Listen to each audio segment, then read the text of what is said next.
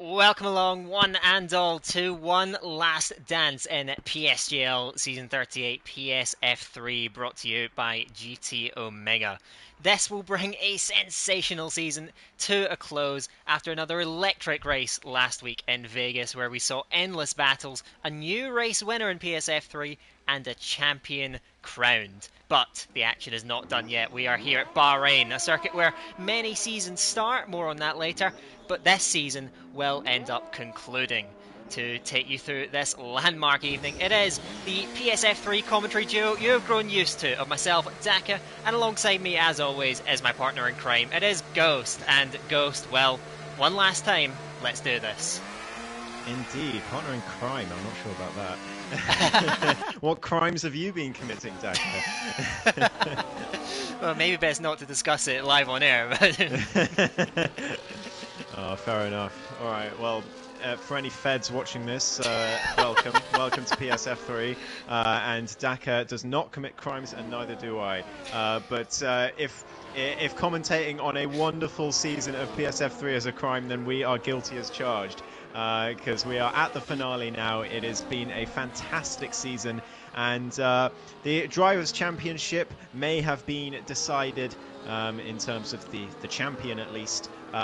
The Constructors isn't mathematically decided, but as Daka will get into in terms of the points, is essentially decided already. But it's been a wonderful season, and that I'm not going to let the championships being essentially decided distract from what is sure to be another fantastic race, as have all the others been in this championship. And what a season it's been. It's going to be great to conclude today.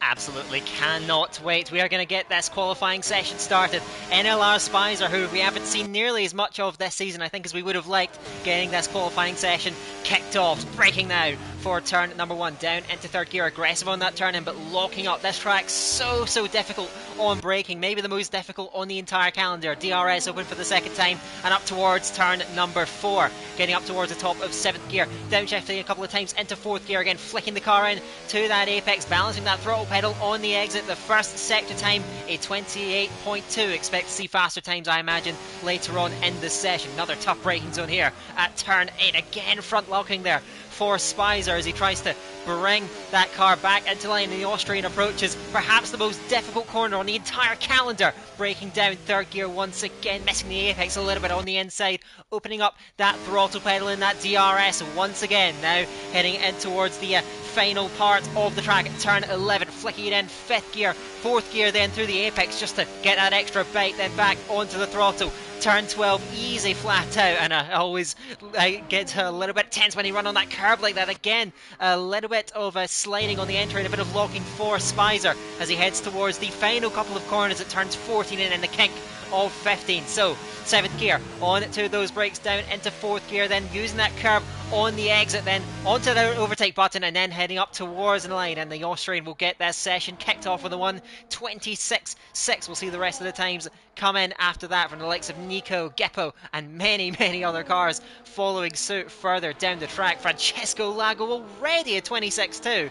That is a fantastic lap from a driver who, let's not forget, has won both of the races he has contested this season. So he gets off to a flying start in this session, and more lap times are coming in. IRT Fleddy comes up to the line, goes 9th on a 27 flat, and looks like we have a bit of a lull. Vessel is the next car up towards the line, but it doesn't look like this is going to be particularly earth-shattering this time. We'll see as he comes up towards the line, goes 12th on a 27.4. So Vessel bringing up the rear. Francesco another storming lap, but I think that lap we rode on board with Spicer then, I think demonstrating, Ghost, just how technically challenging this track is. Absolutely, and yeah, AGK in third place is a surprise. He's been challenging for pole throughout the last few rounds and gotten it in most of them. But today, 4/10 down on Francesco Lago in these early stages. That is quite remarkable at this stage. We'll see if he can improve as the session goes on, as what I'm used to seeing in Bahrain qualifying sessions, as, wow, NLR Tom sliding his way through Sector 2 as I'm riding on board with him.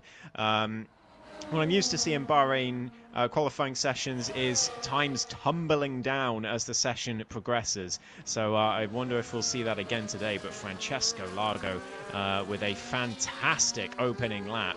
And he is proving to be the man to beat so far today.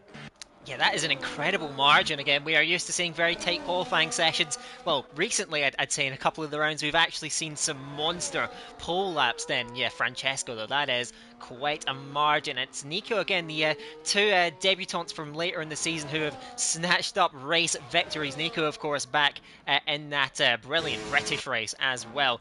NLR Tom is heading down towards the end of the lap. Of course, had his championship aspirations ended in what was a thrilling race last time out in Vegas. And Tom drove brilliantly in that race, but in the end it just didn't work out his way. He goes 6th early on, and as Ghost mentioned briefly earlier about the state of the constructors' fight, it is McLaren who are on top by a margin of just 9 points over Aston Martin, so still technically in play, but we do not have our champion Alex Marciano, so Lakito is going to need a huge night to threaten McLaren at all. In 4th and 6th at the moment, Spicer and Tom have been such a deadly duo when they have been united, so realistically the Constructors title looks to be heading the way of the McLarens, and a bit of a consolation prize I suppose for NLR Tom. 11 minutes to go in the session, so we're just waiting on a couple more laps to get on the board, a couple of outlaps to be done. I think Mattia Manga has just crossed the line to start a flying lap, so let's see how the Alpine driver gets on here, Ghost.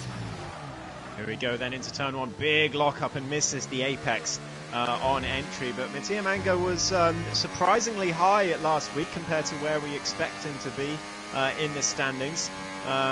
Didn't quite go to plan in the end for him, but he comes through turn 4 now relatively nicely. You've got to be so careful getting the power down on the exit of that corner, and now this very tricky right and left to head down towards another difficult braking zone.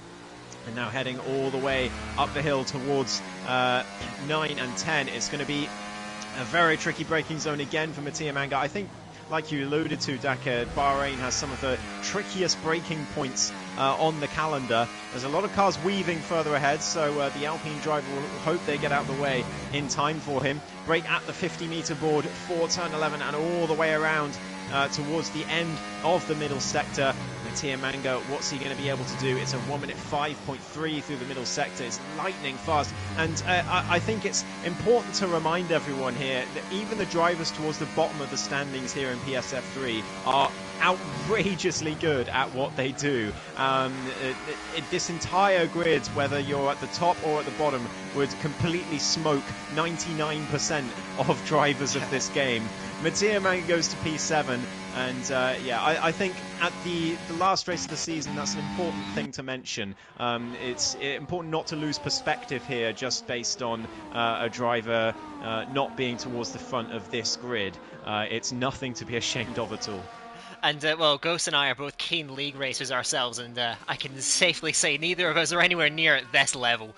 So we can certainly appreciate what we're seeing in front of us, and I imagine many of you watching can as well.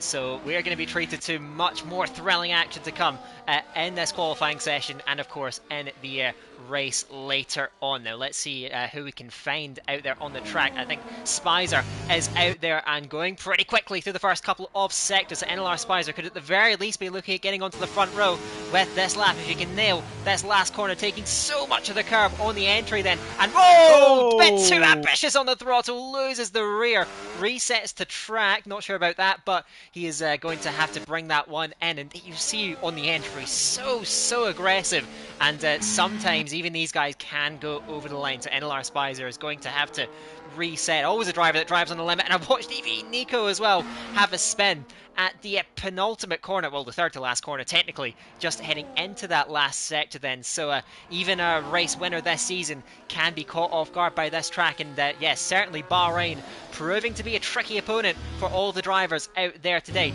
as TFT and AGK Racing approaches the finish line. The qualifying specialist of this league goes a little bit closer to Francesco Lago, a very respectable 126.3, puts himself in contention, but just putting into perspective how fast that time from Francesco is, hasn't had a second run gone in yet, but they're getting ever closer as last week's winner Ivan Eskrig also moves up then into P3 and Lolo to P5, so the times are starting to come down and the drivers are adapting. and getting much cleaner laps in.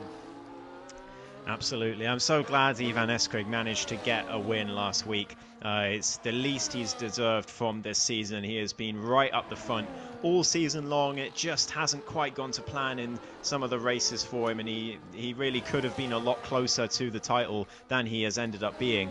But a lot of drivers on laps at the moment, about half the grid.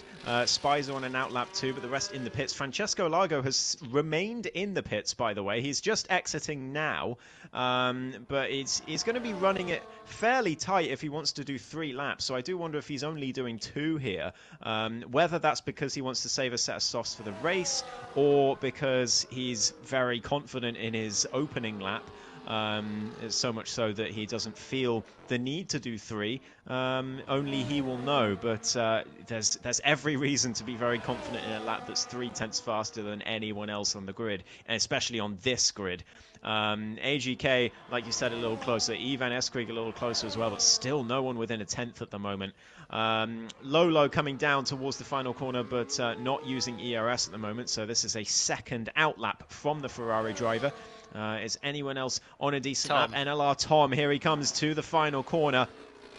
Down the gears into 4th, gets on the curb, doesn't spin like his teammate, and down towards the line using that DRS. It's going to be a 26.5 to put him into 4th place onto the second row, but still nowhere near that time from the Red Bull of Francesco Largo.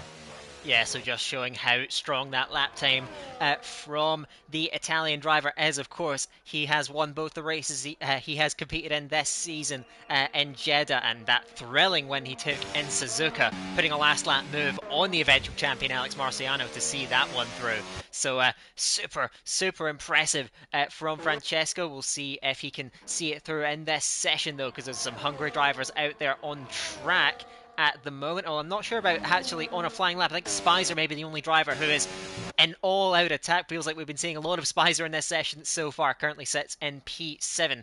About 0.4 of a second off of that pole time.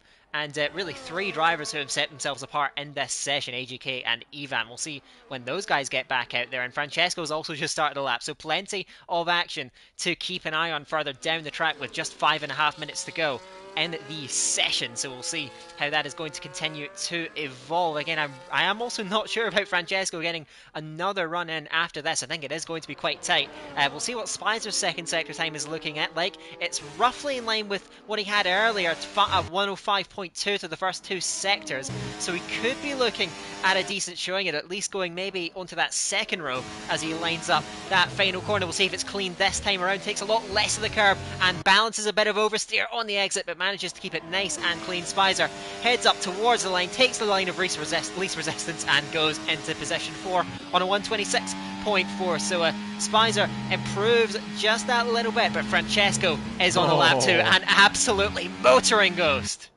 Yeah, that's a purple second sector, but invalidates at the penultimate corner, and he'll be frustrated with that one. I think that would have seen him out of sight of anyone else in this session, but as it is, I think he is still just about beatable, but someone's going to have to pull something special out the bag. 4 minutes to go. He has got time to go out again if he wants to.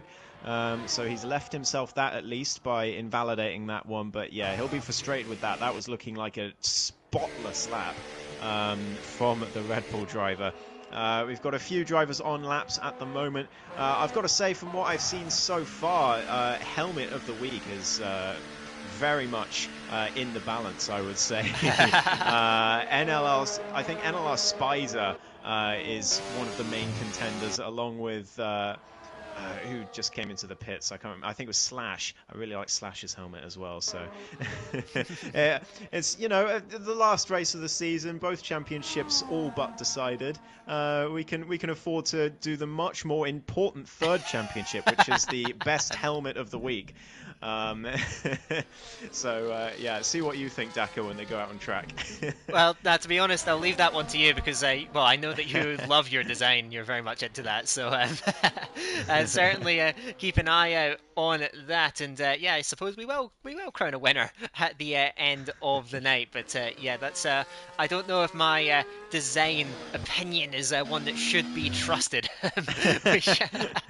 Nevertheless, on track at the moment. Not sure. I think Lolo is on a flying lap and is a 5.1 to the first couple of Sector 6. A very narrow entry line into turn 13. We'll see if that works for him, and really draining that battery. Almost derating, actually will be derating at the end of the straight. So down on power a little bit, flicks it in very aggressively, hops well over the inside curb, and I think that is going to be a lap aborted in the end from the Ferrari. We'll try and get another one started out. It's going to be fairly close. He should manage, but there won't be a whole lot in it. Ivan Eskrig is around the lap as well, but not satisfied either. He comes into the pits. IRT Fleddy is a long way down the track as the only driver on a flying lap at the moment, so a bit of a calm before the storm at the moment. Francesco's time from right at the beginning of the session still stands. He now heads back out on the circuit, and based on that second run that never was, if he can put one together, I'm not sure if there is a man on this grid that stands a chance.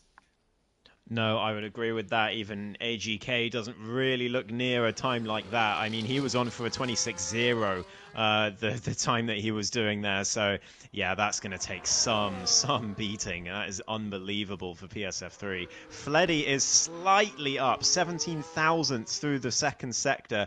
Is going to need a flawless final corner to improve at all, and this will be his last run of the session. Only 1 minute 40 to go, and he won't have enough ERS to go again. He comes around the final corner, nicely through he goes, and the Mercedes driver is going to come across the line for a 26.8. It's a 1.5 tenth improvement, but it doesn't actually increase his position at all. He stays in 10th, but at least he increases his gap to all the drivers behind him. And look at all those drivers on outlaps on the left-hand side of your screen. Slash is about to start one, but we're going to get a mighty storm of laps in this last minute of qualifying. Even Francesco Largo is out there as well, Daka.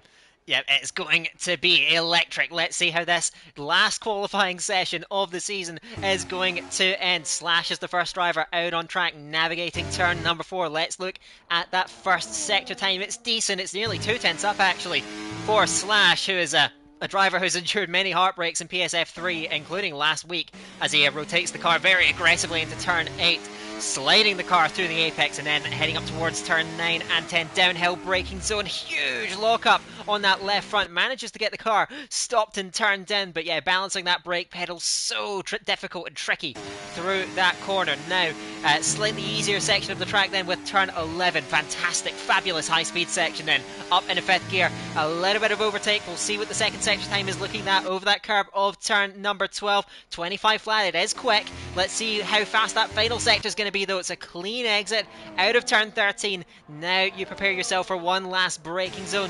Look to the left-hand side of the track and spot it. Braking then just before 50 metres down in the 3rd gear. The session is ended, and Ivan Eskrig hasn't managed to come over the line, so he will take no further part in this session. Slash, though, heads up to the line. It's a good lap. He goes into position number 8. Further down the track, though, we have a Mercedes. Francesco, oh my goodness! What is that second sector time? Let's see what the last sector is going to be, because he has managed to keep it clean. He's used a lot of battery, so maybe the last sector isn't going to be quite as impressive. Watch the time here. Oh, 1:25.9. He is reserving in PSF3 this season, but I do not think he will be in F3 next season. I can say that with a certain degree of certainty. Behind NLR Spicer to the line. Minute improvement goes 5th. His teammate Tom unable to find anything on that final run. Behind on the track, it is Vessel, but down on his time. He will remain in P17. Further back, looking back, it is Mattia Manga, who is 2.5 tenths up to the first couple of sectors. Goes up in a 4th. Good late lap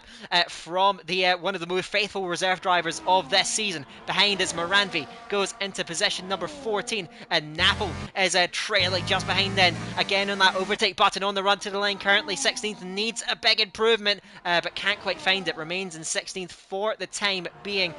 Geppo comes through 15th. Lakitu not able to get a competitive final run in. Behind IRT, Nick goes 2nd. Jumps over the top of AGK, and Nico will bring this session to a close, but seems to be doing a burnout perpetually through the last sector. So Francesco, one of the biggest pole margins of the season.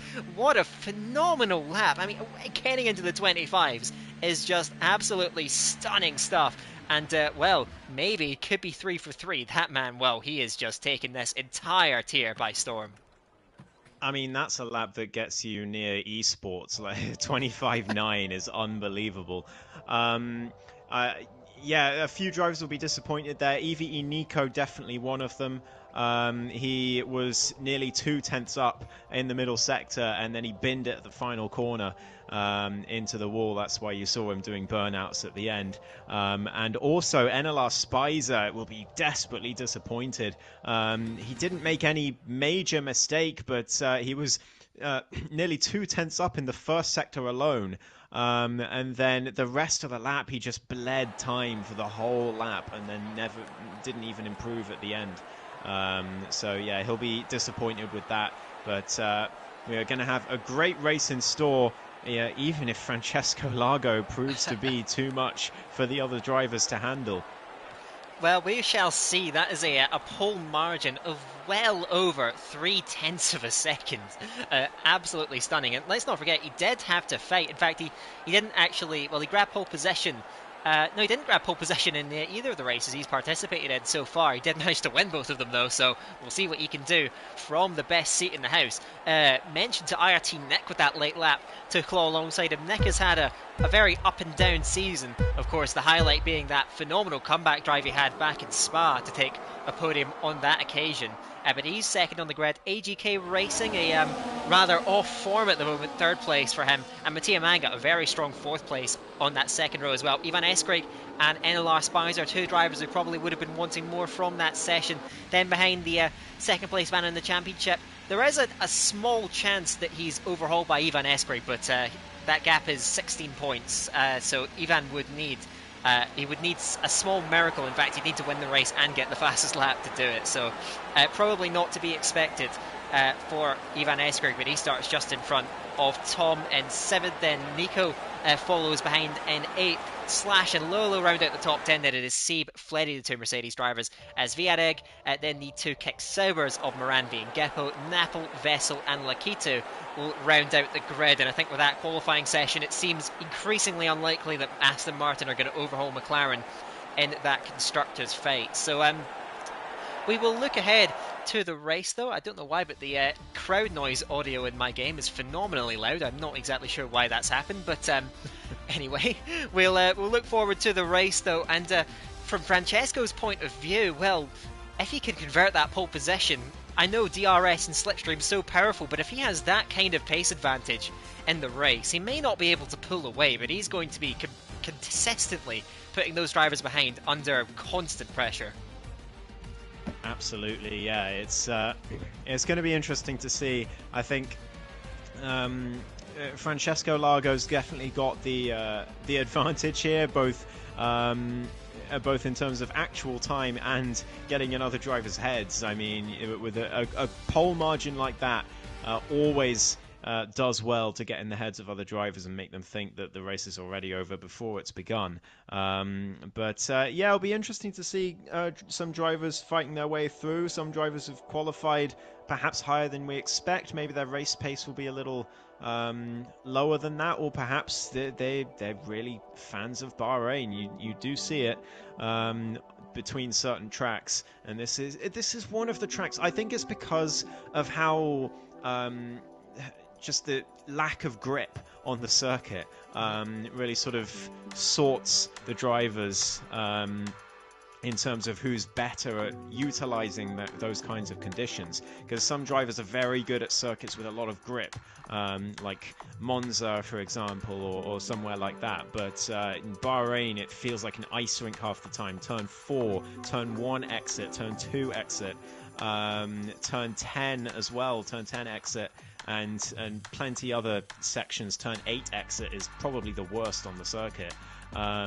So yeah, drivers who are good in lower grip conditions tend to do well around Bahrain, but race conditions can be different, and we'll see how it goes. But last race of the season, there's not really any championship pressure on the line unless both McLarens end up DNFing and Latitud gets his best result of the season by a long, long way. But strange things happen in motorsport, so they've got to at least have one driver finish in the top 10 just to be sure. But yeah, pressure's off, and drivers are just gonna have a good fun race out there, and we should see plenty of great battles. I certainly hope to see it, and well, I'm not sure if it's no pressure on. I do think these drivers are still, many of them with a lot to prove. They are going to be going after it and certainly hoping for a big result from tonight. You mentioned also the fact that the low grip conditions can separate drivers on this track. I think it could have a lot to do with what we've mentioned a couple of times, those braking zones. Turn 1, turn 4 to some extent, and especially turns 8, 9 and 10. All extremely tough braking zones to handle, and I think that can create a lot of separation. As a driver on this game that struggles a great deal with braking, I can certainly sympathise with drivers that have a bit of trouble with Bahrain. So we'll see maybe that come into play. Some of those braking battles down with the DRS zones, especially into turns 1 and 4. That first sector at Bahrain is notorious for creating epic wheel-to-wheel exchanges, and well, if PSF3 is anything to go by normally, we should see more of the same.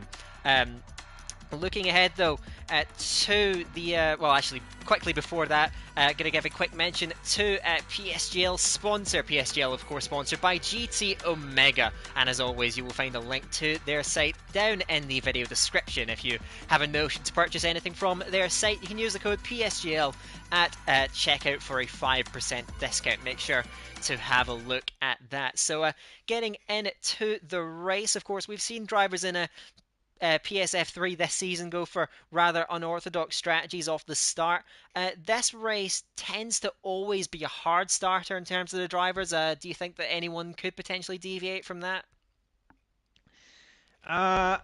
Perhaps. I mean, we've certainly seen AGK Racing, probably the biggest name to deviate from the standard strategy the last few weeks. But I do think most will start on the hards today. If not all drivers, but you never know. You never know. It could be. I think it's going to be the second stints that are going to be the most interesting. Do they go on to mediums or softs?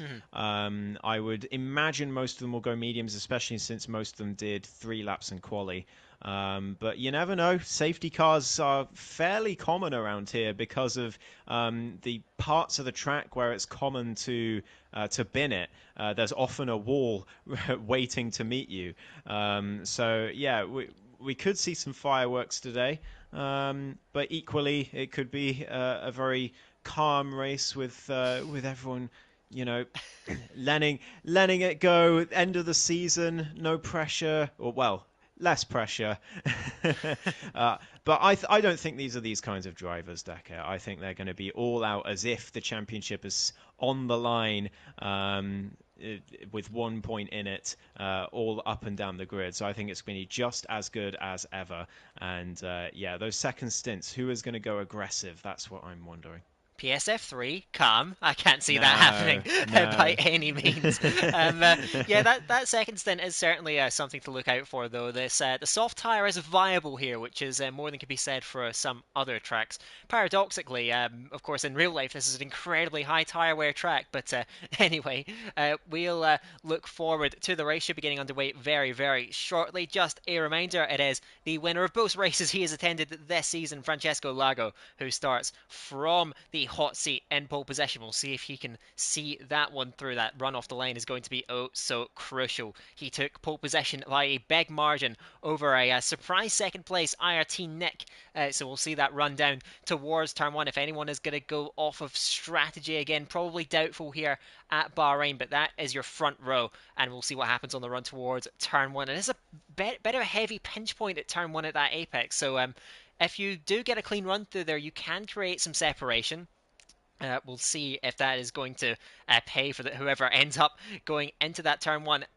first position, but it is a pinch point, and these drivers are going to have to be wary of each other and be mindful, because it is a tough section to race side by side in those first 3 corners especially.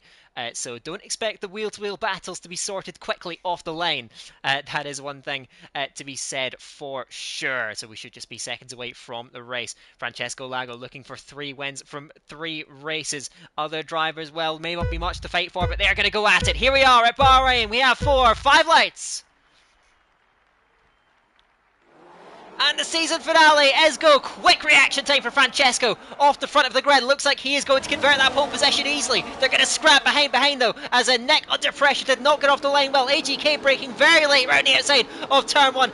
Forces Nick to the inside, and they're fighting back even on Francesco. Look at AGK, what a run off the line the Romanian drivers had, but Francesco with a bit more straight line momentum heading towards turn 4 is going to hold on to that lead, but AGK was threatening behind Nick in that 3rd position as they barrel through turn number 4. Ivan Eskrig makes a good start, gets in front of Mattia Manga as side by side behind through turns 7 and 6 and 7 as Nico's forced off the road there, battling away with Spicer. Round the back of the field, Sieb in the Mercedes getting sideways and almost backwards, manages to recover it, but a long way behind the rear of the field now. So Francesco converts the pole position under heavy pressure from AGK though, who always quick off the line, fires off nicely off of that start. Just Sieb, who's seemed to have had a very costly start, he's a long way back. Francesco holds the lead. AGK, great start to 2nd place, and Francesco maybe not establishing quite as much as we were expecting. In fact, he seems to be holding these guys back tremendously here.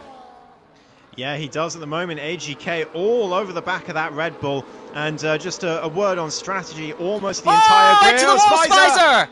Spicer's out of the race, and we've gotten a very early safety car, and that will save Siebes Bacon. He will be able to come into the pits if he has damage to that Mercedes. I think it was just a spin, but yeah, that is an early safety car for an early DNF from Spicer, and you never know, Lakitu, a little bit more luck, and you never know. But yeah, Spicer, a very early bath here in the Bahrain Grand Prix.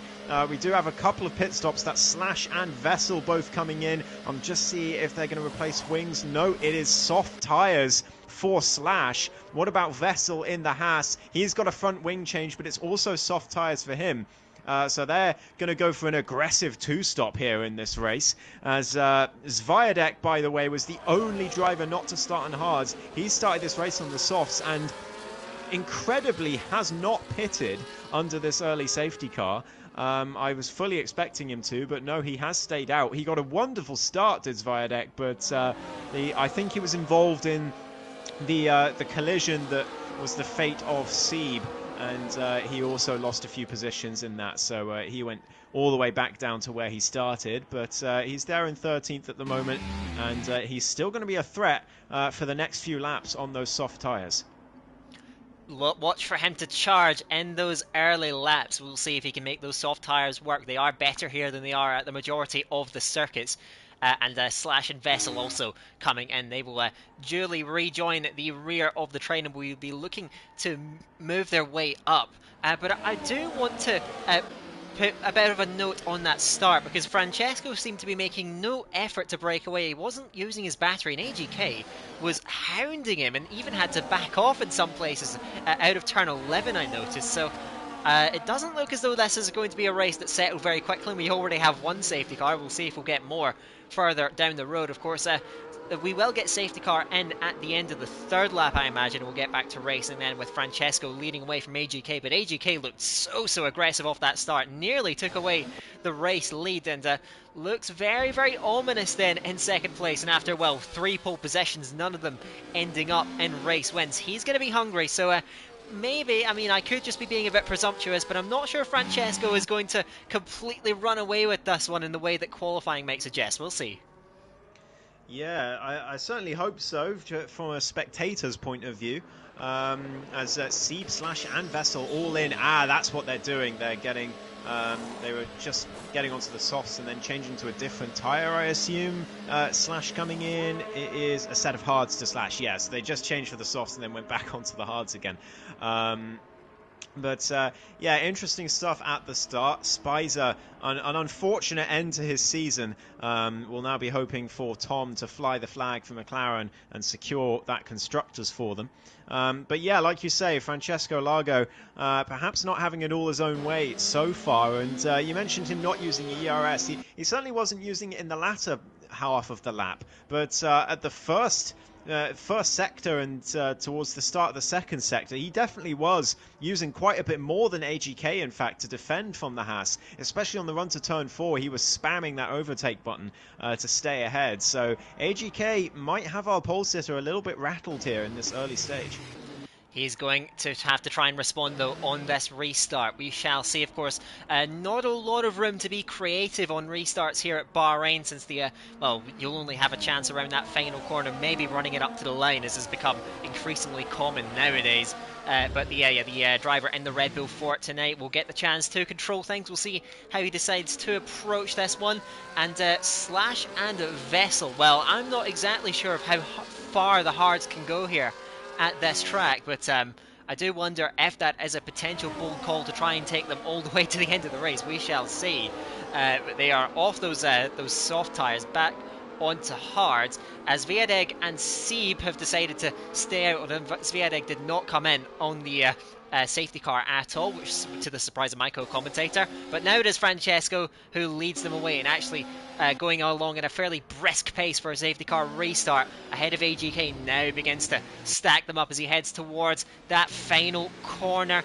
Doesn't decide to open it up, goes in for the apex. AGK laying off a little bit, a few car lights from the back, and then Francesco puts pedal to the floor and away he goes. But AGK has responded well and is tucked into the slipstream as they all barrel over to the right hand side of the track with Francesco leading, and now AGK pulling out, but he's going to tuck in behind, I imagine, into that second spot as they break for turn 1 with Nico and Tom going at it then, and oh my goodness, nearly 4 abreast through the apex of turn 1.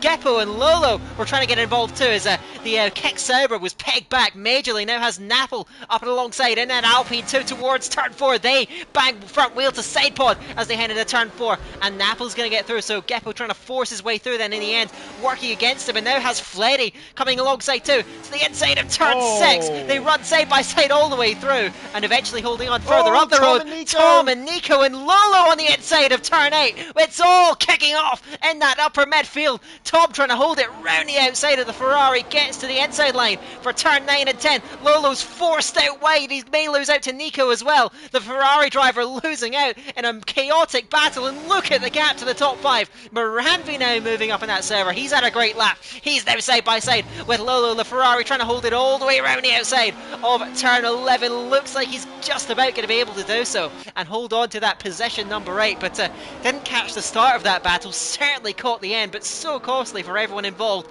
as the top 5 scamper way off the road as Nico now runs off the road. Yeah, Nico's got damage, and the reason for it, I think him and Tom were not the best of friends in that exchange on track, because Tom was alongside, but down towards turn 4. I don't think he was happy with Nico's move towards turns 1 and 2, because Tom turned straight into the V-carb. Nico straight away retiring from the session. Not happy at all. But Tom now getting passed by Lolo on the inside of turn 1, and the Ferrari gets the move done, but they're now 2.6 behind that top 5. It is all gone awry for that second group. Tom now under pressure from Vimoranvi in the Kick Sauber, who eventually tucks in behind. But yeah, a lot of contact between Tom and Nico throughout the entire end of the first sector and start of the second. Zviadek and Napple going wheel to wheel as well through the right and left. This is fantastic racing between those two. Zviadek on the inside for 8. Napple trying to get the switchback, but ends up vulnerable to Sieb on the inside, who gets his way through on those soft tyres. Napple trying to hold the inside line for turns 9 and 10. He does so, but surely Sieb gets the better exit here. He does indeed, and the Mercedes is through. But yeah, like I was saying, Tom and Nico, just constant contact the whole way through the first half of that lap, and it was always going to end in tears, and indeed it did. more battling further down near the back of the field too. Geppo was forced out wide by Slash, and the Vessel is round the outside of turn 12. Oh, Geppo very, very late on the brakes to hold on to that one. I know it's for battles outside of the points, but it does not matter one bit to these guys who continue to go to battle out there on the circuit. Looks like Geppo is going to have to yield. He has lost position after position in the last couple of laps, manages to hold Lakitu, but we've paid very little attention to the leading battle as these five guys have just run away very nicely in formation. Tom repasses Lolo, and Lolo under pressure too from Moranvi, who goes to the inside. Oh my goodness, so close to massive contact again, and Lolo losing out big time. Oh, big snap too from Sviatek, who loses a couple of places, and Sieb now trying to take full advantage in that Mercedes, draws level with the Ferrari on his outside, and Sieb up to 8th. What a charge he has made on those soft tyres, putting them to very good use. Sviatek tried to fight back to Lolo in a turn 6, thinks better of that one, and probably wisely so. Wow, this the 6th place battle, absolute bedlam at the moment, and now it is 4 seconds from 5th to 6th. Well, that's not a gap that can simply be bridged, not on a grid this close, in a group that's being led by drivers so quick at the front of the field by Francesco, still leading the way. So unless there's a safety car or some almost divine intervention, I think, just like we had in Qatar earlier this season, I think it may be a 5-horse race up at the front. Yeah, it's a serene picture in the top 5. They're all very happy to stay behind each other. They're all behaving very nicely. And then from 6th downwards is utter chaos. They are not willing to give up a position at all. And they're all being very aggressive. But the top 5 very happy at the moment. Francesco Largo leads, but AGK are going to have the DRS again. But I don't think he's going to want to make a move, but I could be proved wrong. They're heading down towards the first corner as IRT Nick perhaps looking for a way past, but not this time as they all head towards turn 1. Ivan Eskrig breaks very late but doesn't quite go into the back of the Williams. We've got more battles further back as NLR Tom now losing 2 positions. It looks like Sieb going through. Weimar Anvi trying to find a way through as well, but has to back out in the end. Mattia Manga, though, we've got movement in the top 5 as he goes down the inside of Ivan Eskrig. Going down the inside of Mattia Mango into turn 4, and he keeps P4, but Sieb trying to gap Tom now, who's battling with Weimar Anvi. I don't think he's going to manage to pull a DRS margin, but the battling is so intense for that 6th place and 7th place and beyond, and is fantastic to watch, but it must be either great fun or absolutely terrifying to be in the cockpit of one of these cars. Why not both? Tom in 7th position has a lot of battery to use to try and stay with Sieb, and this could be the one ticket these guys have. If they could keep up with Sieb on those soft tyres, well, those soft tyres are still fresh and grippy. That could be a potential way back in, and Sieb has actually substantially narrowed the gap on this lap, so the Mercedes man really on it, but he's also used a lot of battery on this lap, I imagine because he wants to gap these drivers behind, but Tom has managed to stick in there, tenacious as ever, the man who looks to be headed for 2nd place in the championship. Now navigating that final corner, 3.5 seconds from 5th to 6th, as at the front, looks like AGK is just content to stay in behind as long as he doesn't come under major pressure from Nick. That is going to stay that way as they all bunch up under braking. Sieb loses that ground down the main straight, and actually this is the downside of course, leading this train, is that he naturally loses out down all of these straight line sections. He's pulling these guys along, but I think that gap coming down was probably more of a product of using a lot of battery rather than outright raw pace, because it seems to have stabilised, and especially now as the softs will begin to go off, I'm not sure if these guys are going to have that ticket back into the fight. Indeed, yeah, 4 seconds is the gap, and well, Sieb starting to fall away on those tyres, like you say. We're on lap 8 now, and we did have a couple of laps of the safety car, but even so, Sieb is going to struggle unless that top 5 starts to battle quite ferociously. But at the moment, they're perfectly happy with that 4-second margin to the cars behind.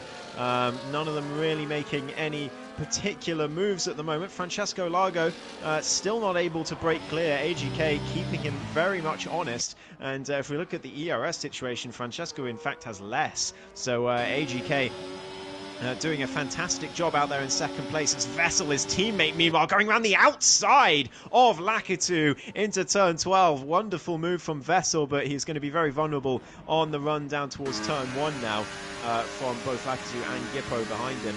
But yeah, still early doors in this race, but it's certainly looking like the groups have established themselves now as the top 5 continue to go single file through turn 1, but it's Viadec down the inside of Weimaranvi further back for P8.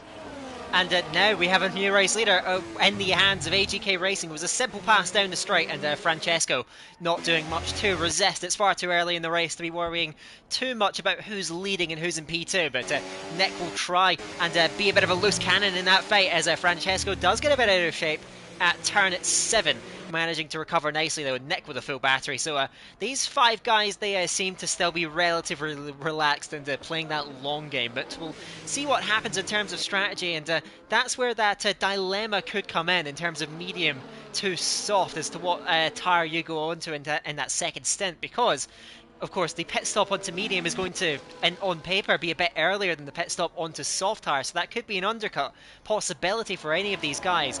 But obviously, the drivers behind could come back later on with that faster, grippier Red Bull soft tyre. So we'll see how that is going to unfold, but strategy could be a very big deal as these guys kind of run in a formation with not a whole lot of wheel-to-wheel action, as Lakitu picks up a very early penalty. In Bahrain, not a track you typically expect to see many of those, but Lakitu making things a lot more difficult for Aston Martin. He's actually going side by side with Vessel at the rear of the field. Those two continuing to squabble away. Lakitu fends off that attack, but gets a bit of oversteer out of the final corner as Napple dives into the pits, and Tom and Sieb swap further up the field as well. Napple decides to bring his evening in season to a close, but Tom now up into 6th position, Sieb now down to 7th. The soft tyres appear to be starting to fall away, but back to the point I was making earlier about strategy.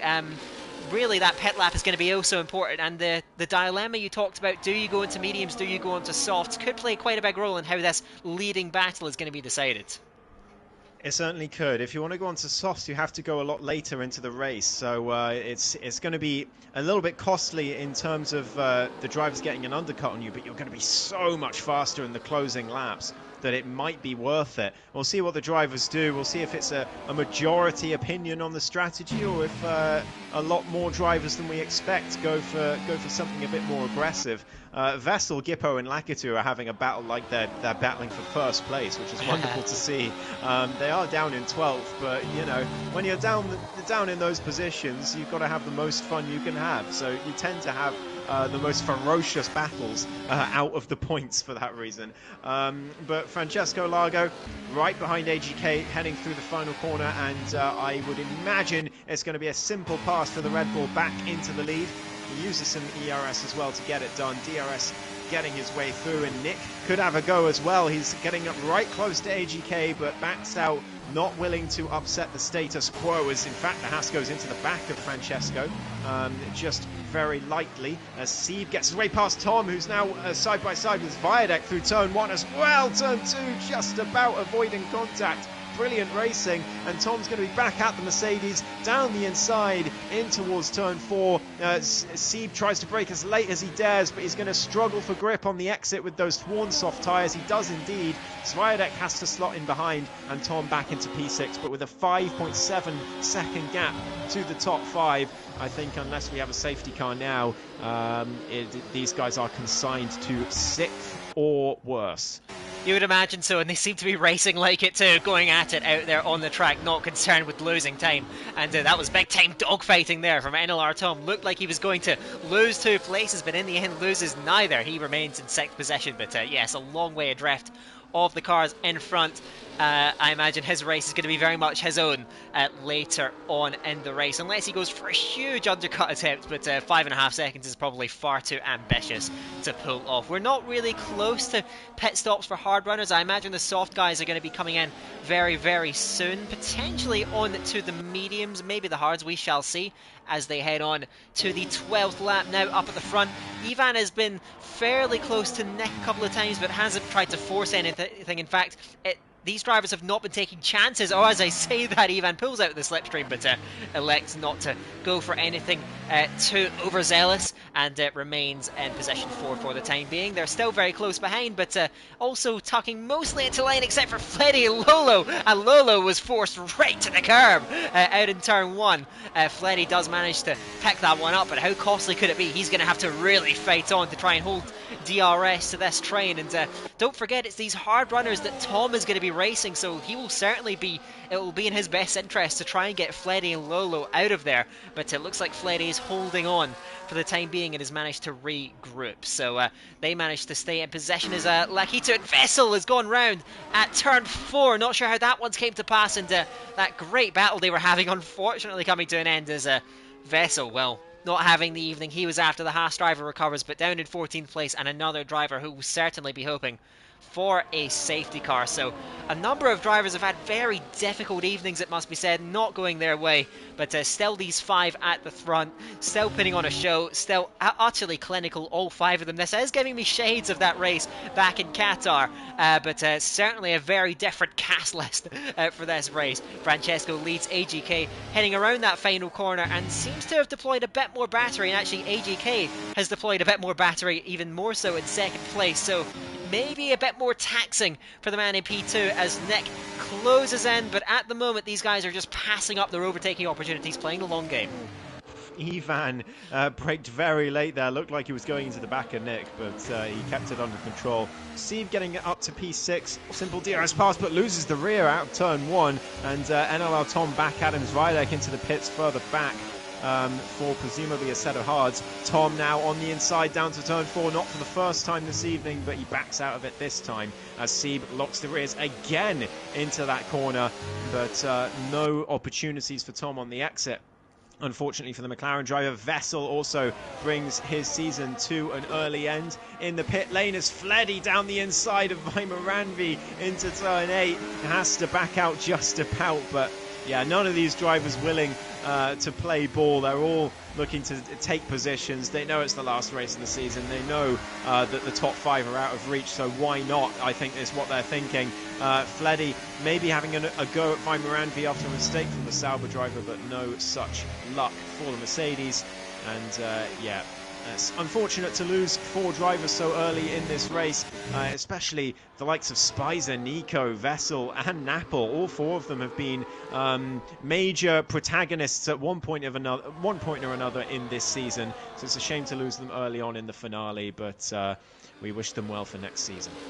Absolutely, as they head on towards lap 14, towards half distance, and Sieb, I was expecting this one does come into the pit lane, bringing that stint to a close. They bunch up at the front, it must be said, in towards turn 1, but everyone's so disciplined with that brake pedal, and no contact being made. Sieb has decided to extend, and as I suspected, has gone onto the medium tyres, so he and Zvidek have gone on different routes in terms of strategy, and it's going to be interesting to see which strategy turns out to be superior.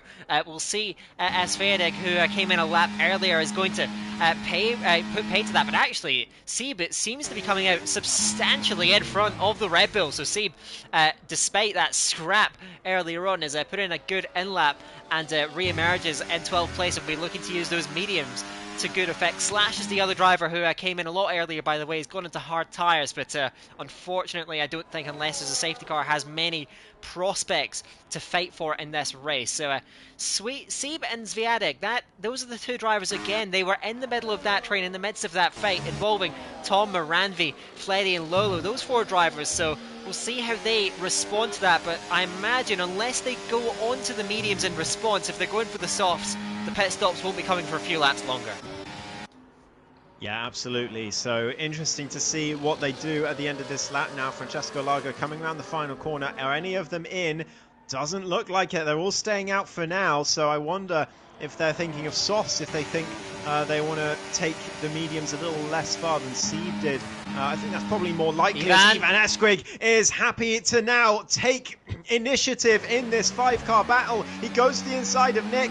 Nick, a little bit of loss of the rear for Ivan on the exit of turn 2, and Nick holds on, but Ivan is finally broken the tie between these guys, as now Mattia Manga tries to go around the outside, but doesn't quite manage it. I don't know what you saw, Daka? Was that further back? No, that was with Mattia Manga, because he swapped sides towards turn 4, going from the inside to the outside, but nearly lost the rear, doing that with DRS open.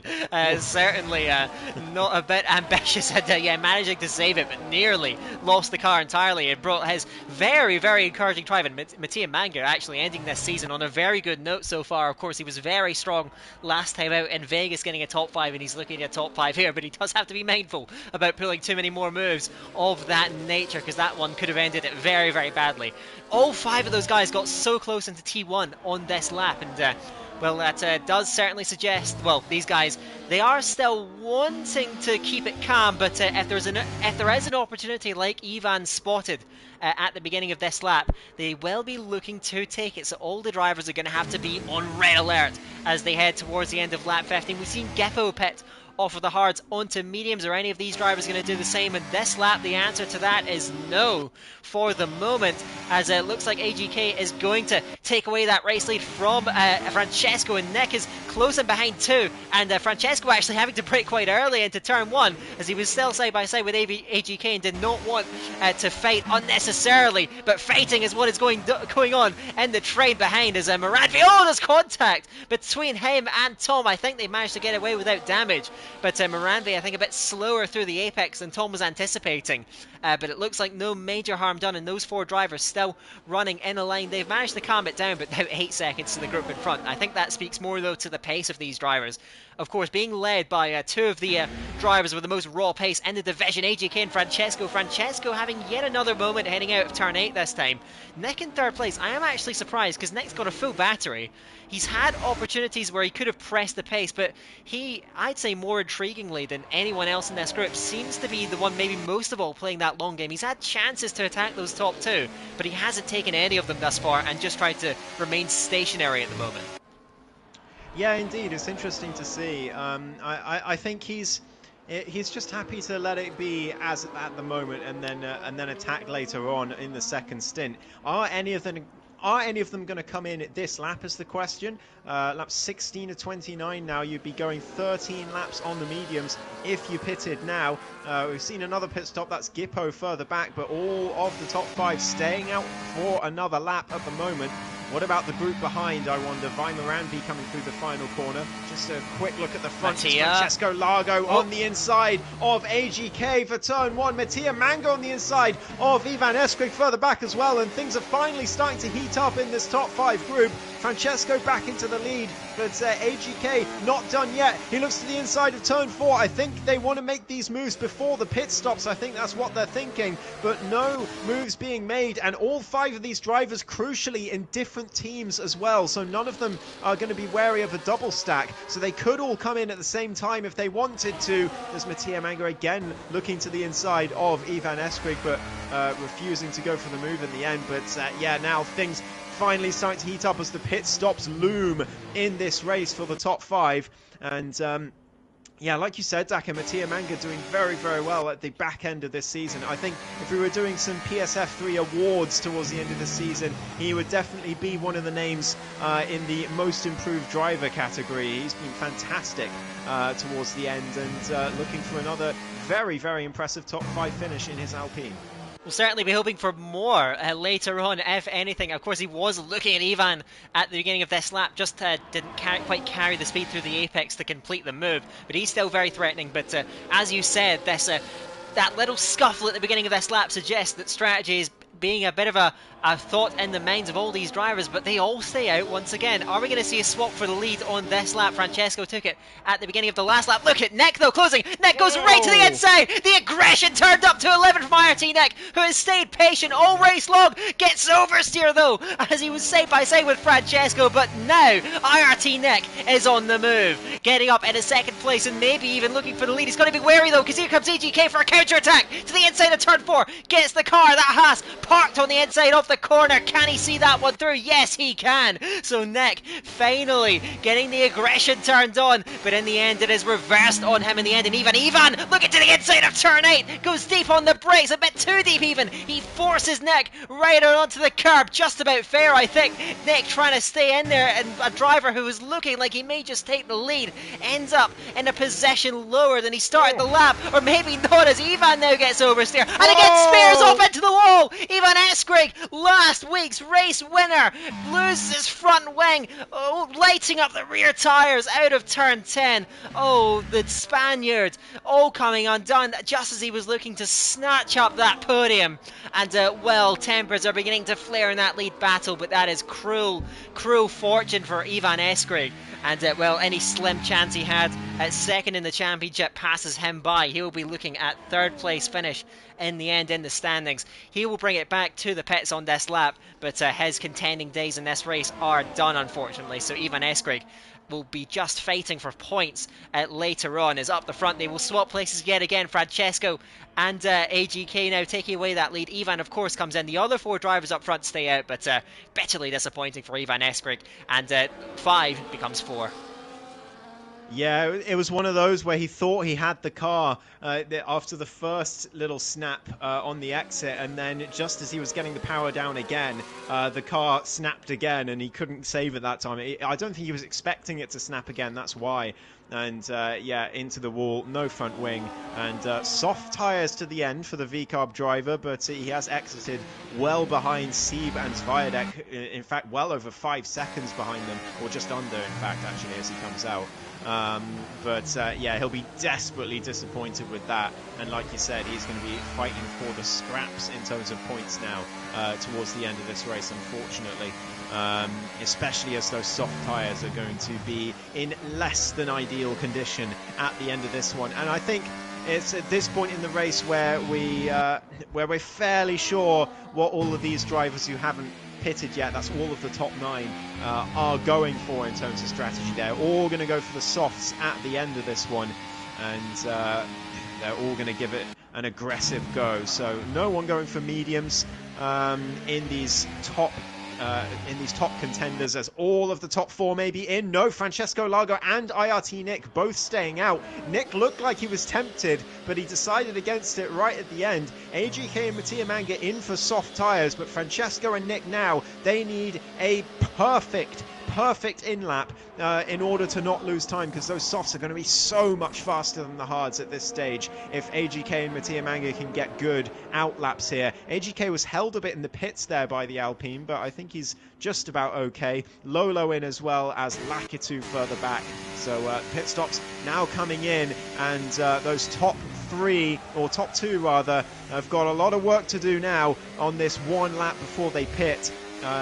Because they're going to be much better towards the end on their soft tyres. The last couple laps, they'll be very, very strong. But how far back will they be? Will it be worth it? That is the big question. And also, Fleddy, Tom, and Vaimar Anvi have got to be thinking about that as well.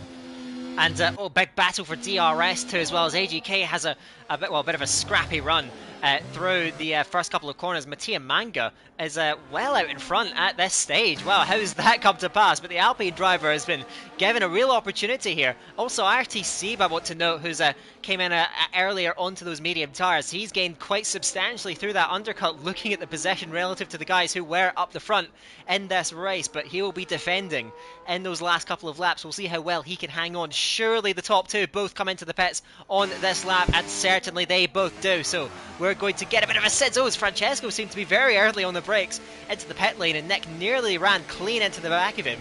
The Williams driver, though, managing to preserve his front wing.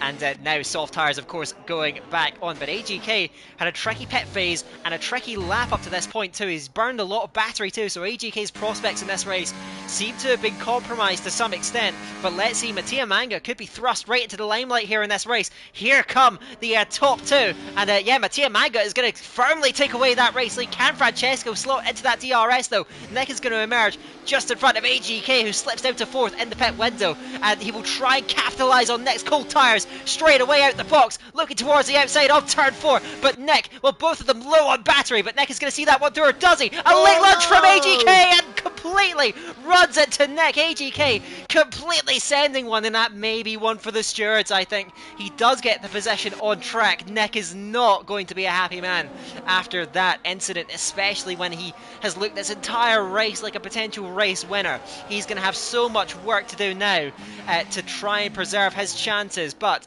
Mattia leads away from Francesco, and AGK also having a bit of a moment down there at turn 10, managing to stay within it. But Nick, so unfortunate for him. There may be a looked at in the stewards, but there's no consolation for Nick. He is now out of the train, and it's going to be very difficult to get back in now. Yeah, that's pure desperation from AGK, and it has not worked out well for Nick. He's going to be furious in that Williams, and yeah, I struggle to imagine the stewards not getting involved in that one. Francesco Largo has retained DRS to Mattia Manga in the meantime, but the Alpine driver has a ton of ERS to spare. Francesco Largo used a lot to get back in range, but this is going to be a fantastic 3-car battle for the win. Nick could get back into it if they battle really hard in these last 8 laps, but I think he is going to know that that's going to be a tall order for that to happen. Fleddy getting past Tom further back for P8, and they're all approaching Zviadek on his hard tyres just in front, so they should be able to clear him relatively quickly, but I do wonder how much of a roadblock he's going to be. IRTC doing a fantastic job out there, by the way, going onto medium tyres 8 laps ago, and he's running in 5th place. He's 3 seconds ahead of Ivan Eskrig. You would think that gap will come down relatively quickly, but who knows, especially with Zviadek in the mix, and, you know, Fleddy, Tom, and Lolo and Vaimaranvi are all going to be there trying to put pressure on the VCARB drivers. Here comes Fleddy around the outside of Zviadek, but he has to back out of it, and the Red Bull driver definitely costing them some time here. This will be good for Ivan Eskrig's point of view. But he has already caught Seed by half a second. Fleddy to the inside, he's going to take that position, but he's 1.3 behind Ivan and now has to work hard to get back in that 1 second range. Tom trying to follow him through around the outside of turn 12 on the Red Bull. Zviadek trying to hold his foot in. Oh, and there's contact as they go through the corner. And Lolo is now going to be back on the Red Bull as well. These drivers desperately trying to get past Zviadek, and Lolo's going to make it happen by the looks of it. He's down the inside, nothing Zviadek can do. He's forced a little bit out, but it was just about fair. And Vaimaranvi finds his way past both of them. What a move from the Gik Sauber driver. And meanwhile, Francesco Largo and AGK side by side through turn 2, all the way through. AGK very aggressive on the exit of turn 1. It's going to be Francesco on the inside. Can AGK break late enough to put pressure on, or maybe the switchback on the exit? No, he can't, and he stays just about behind, but he's practically pushing the Red Bull through the first part of sector 2. AGK trying to come back then. Of course, he did not have the pit phase he was after, but he still has the man who he traded the lead with all stint long to start the race right in front of him. Mattia still leading away, but by sitting in behind us, oh, Mattia also overshoots turn 10. By sitting in behind, the ERS disadvantage these guys had is being made up for, and look at Nick come back too, but look at AGK trying once again, but Francesco uses that slipstream to good effect to stay afloat and stay in front in that second position. But look at the charge of IRT Nick. He is back in here. What a comeback that has proved to be, and I think it's just these guys sitting back trying to preserve their battery, which has allowed Nick, of course, great laps being put in by the Williams to get back in as well, but I think that does speak as well to the fact that this is the calm before the storm as these guys all gear up to fight in the last couple of laps. But look at how close they are, as AGK is certainly desperate to try and take away that second possession away from Francesco Largo. They tuck into the slipstream of Mattia Manga, who may be under pressure by the end of that straight because Francesco is gaining rapidly. Looks like he's going to want to try and sit in there though, and in the end they all stay just about in the same order. Further back, Fleddy and Ivan are going to swap places, and Ivan, who looked like he may just escape, older tires maybe paying for him, and then Fleddy, Tom, and oh, big lunge from Moranvi in turn 1, gets up and alongside Ivan Eskrig. Now on the throttle pedal, Ivan squeezes him right to the curb out of turns 2 and 3, and he will get back in front. And look at Lolo too, trying to take advantage advantage of the stricken Kicksauber, who runs deep into turn 4 to defend the possession. Lolo trying to get a switchback, in the end nothing doing there, and he settles back into 10th possession behind the Kicksauber. But these guys certainly going at it as they all climb up behind the Mercedes of RT. He has his teammate for company right behind him, heading towards turn 10. His medium strategy now beginning to work against him, as he has a hungry pack of soft runners in front of him, and the two Mercedes going to swap places here out of turn 10. Fleddy is going to go through on Seep and trying to follow through here. Zainalar Tom trying to sleek through into turn 11, looks like he's going to do so. So Tom, a big move to get into 6th place and keep Fleddy honest, as those guys put a medium buffer between themselves and the rest of those soft runners behind. Yeah, they certainly do. Great move from Tom. He saw the opportunity. He knew Seeb wouldn't have the DRS down to turn 11, and he found the gap on the inside and used the ERS to get through. But we cut back to the front 4 because it's Mattia Manga who's going to be under pressure again. I don't think Francesco is interested in making a move unless AGK forces him to, and not this occasion. AGK nearly into the back of the Red Bull, but no such drama this time around. Just 5 laps to go in this thrilling Bahrain Grand Prix, this fantastic conclusion to what's been a brilliant season. What's happening? Ivan took a lunge at RT Seeb. Seeb did not yield the lane, and Ivan has been the driver who's lost out majorly from that. Slips right to the back of the train, further up in front. Lolo and Moranvi are going out, and they make contact at turn 4. It's beginning to get a bit bad-tempered out then. Lolo and Moranvi's going to back off after coasting inside of the Ferrari, and well, that certainly creates a lot of separation for Fleddy and Tom, as Seeb on those older mediums has not been able to hold the DRS, so those two look like they may be able to dispute a top 5 in this race. Fleddy and Tom, they're going to go at it. Of course, Fleddy, who only has 3 points finishes this season, but each and every one of them inside the top 4, so when he has turned up, it's been efficient. He's looking at another top 5 result here at Bahrain, as we've just got 4 laps and a bit to go here at Bahrain for the final race of the season. These top 4 running so close. Look at Nick threatening AGK Racing, heading towards that final corner. Mattia Manga has led this entire time, but you sense he is being strung along as all 3 of these drivers wait. But surely, look at this, Francesco is so close behind. He's trying not to use any battery, but could this work against him? AGK is so close behind, and here comes Nick too. They're all going to converge on each other towards turn 1 as Francesco goes to the inside of Mattia Manga. AGK gets boxed in, and then Nick gets up alongside the Haas too as they go side by side for traction out of turn 3. Nick getting a better run, and AGK is out of position. Can he fight it round the outside? He's going to try it. He's going to go round the outside, and all 3 of them come together. Nick also got caught on the inside of Mattia Manga. He resets and manages to hold on to P2 after the contact, but was that the opportunity that Francesco Lago needed, who now leads by a commanding margin of 1.3 seconds, and now Manga and Nick, well, they're going to have to put that behind them quickly if they want any chance of winning in this race. And Francesco will know the opportunity. He is draining all of that battery. The gap is going up constantly. Nick is going to move through on Mattia, but those 3 drivers all coming together, and just like in Jeddah, you could say the red carpet has been rolled out for Francesco Lago to go towards another race victory. These 3 drivers behind are going to have to fight very hard to chase him down now.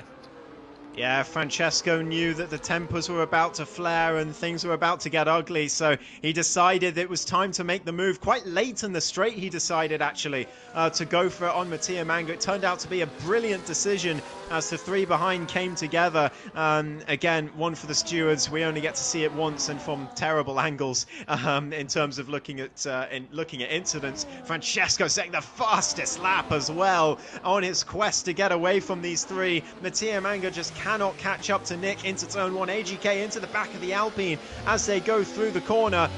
There's movement behind as well, as Fleddy getting past Tom, Vaimaranvi past Lolo, Ivan Esquid trying to find his way through as well on the inside of turn 1. It's going to be the outside for him through turn 2, and then a bit of wheel bang as they go through. But Mattia Manga, meanwhile, under pressure from AGK for P3. Mattia desperately wants to secure a podium here. AGK very squirrely on the exit, but he can't quite find a way through. Mattia Manga stays ahead through turn 8, but AGK putting him under all sorts of pressure. Nick is now 1.4 ahead. Mattia Manga lets the Haas go to keep the DRS down towards turn 11, but he is going to be desperately disappointed if he doesn't get a podium from this one. I think it would be very undeserved for him to lose it. But he and AGK both have 7-lap-old tyres. The top two have 6-lap-old. Now, it's perfect for Francesco and Nick, who look like they're going to hold position, although AGK is trying to chase down that Williams at this point. But there's only 2 laps to go at the end of this one,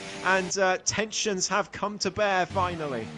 Wow, I cannot believe Francesco Lago's speed out the front, but he did run wide into that final corner. He's got to be wary, of course. Penalties aren't something that you usually expect around Bahrain, but we will see. Stranger things have happened. He's got to try and keep it clean, but that race pace, when he's gotten that clean air, is simply too much for everyone behind. And just as I mentioned, that Geppo down the back doesn't lose much from it, but he picks up a time penalty further back there in 13th position. Nick looks like he's managed to escape too after that scuffle on the last lap between AGK and Mattia Manga, so he looks set for potentially his best finish of the season in a second podium for him. Can he hold back these two behind to try and see off what will be a great final result for him?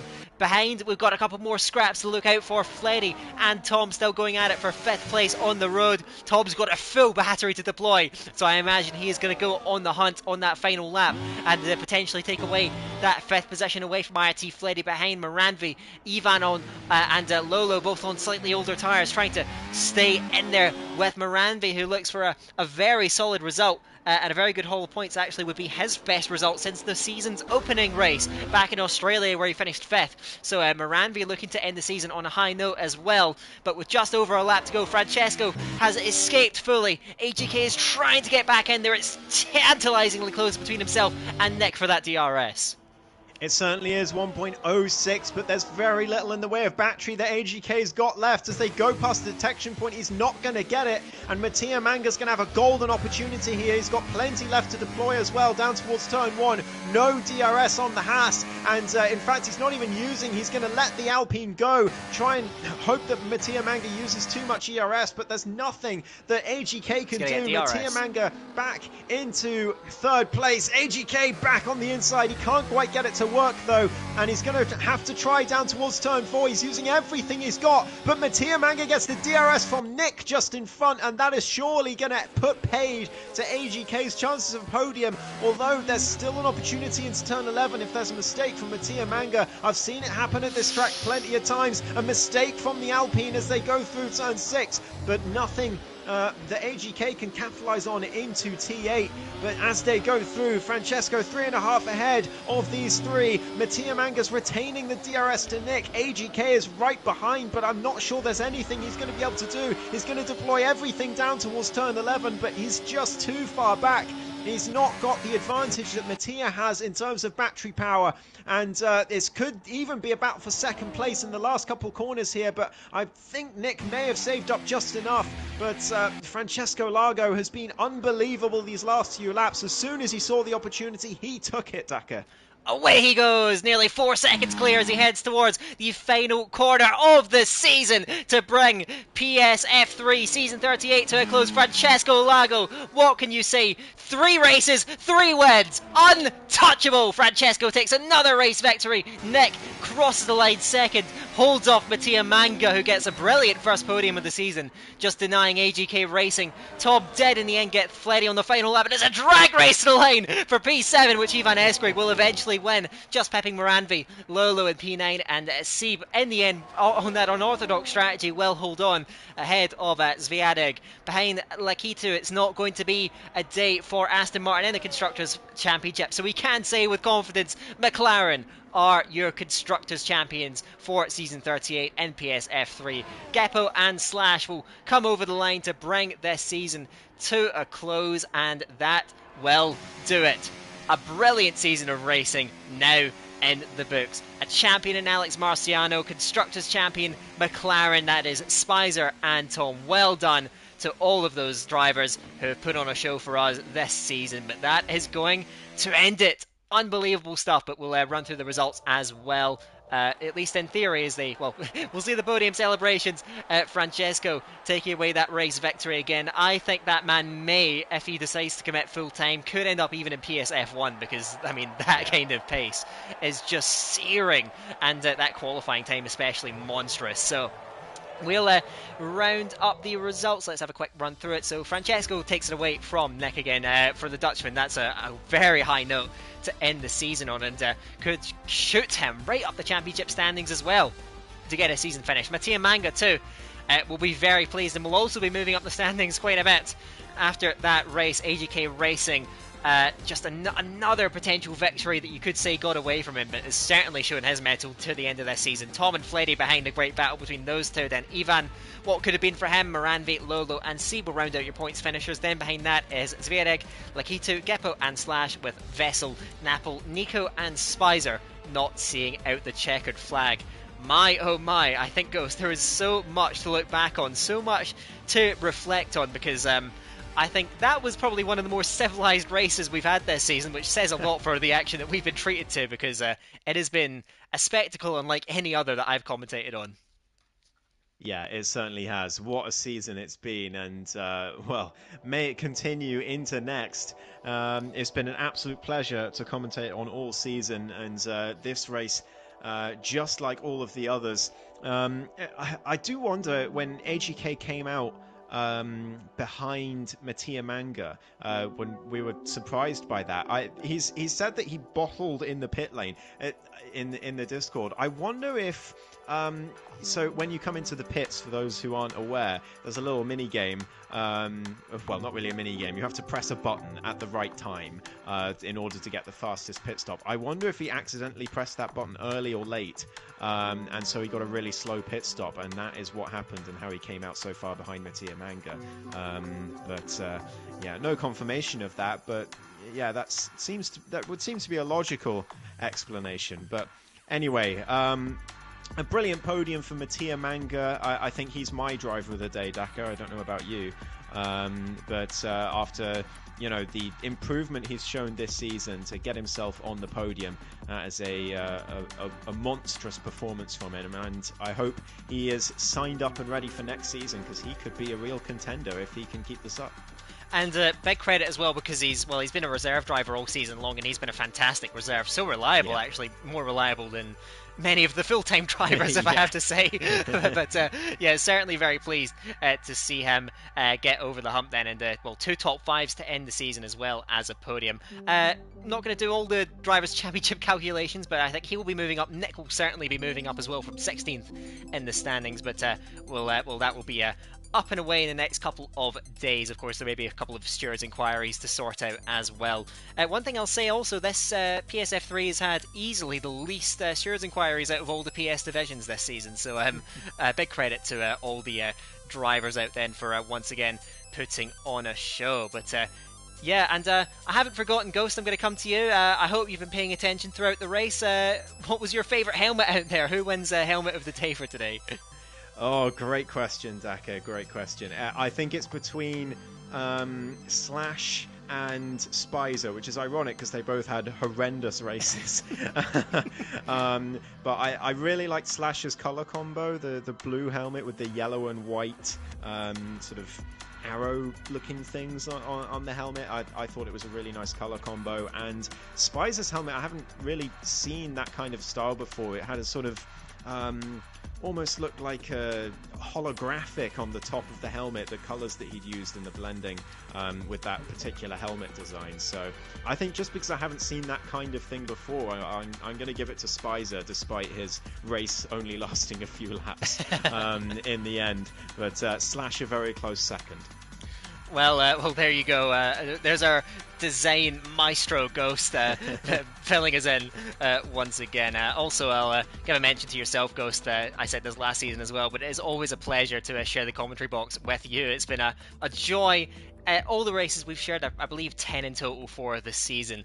It has been, an absolute pleasure. And, well, I don't know what the lineup's going to be for next season, if things are going to get reshuffled, but I certainly wouldn't mind being with you again next season, because it has been a lot of fun.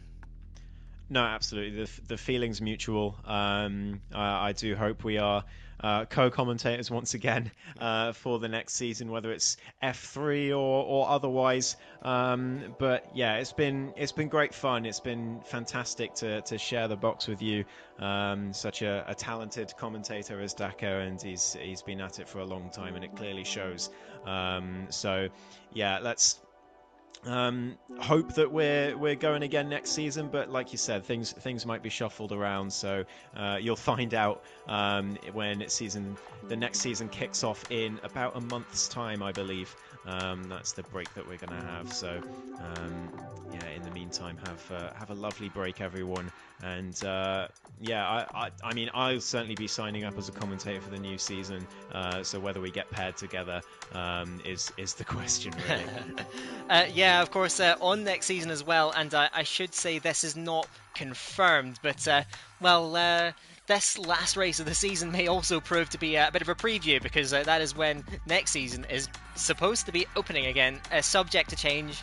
So we will have to wait and see. But yeah, that is where we are scheduled to kick off, and it will be the 24th of February. So a month's time, as you said, 4 weeks from now, we will get season 39 underway. And well, maybe it will be PSF3 for myself. We shall see, and I'm sure we'll have the grid will have a very drastically different look from what we had this season. So well, no matter where I end up, it is going to be a thrill. I absolutely love working with PSGL. But, well, I think that is going to bring just about everything to a close once again. So, well, thank you to PSGL. Thank you for GT Omega for making all of this possible as well by sponsoring us. And big thank you as well to all the drivers out there who have made this season such a privilege to watch. And congratulations to your drivers champion Alex Marciano, your constructors champions Spicer and Tom, and well, thank you to Ghost as well for being alongside me once again. But yeah, I think that is going to bring the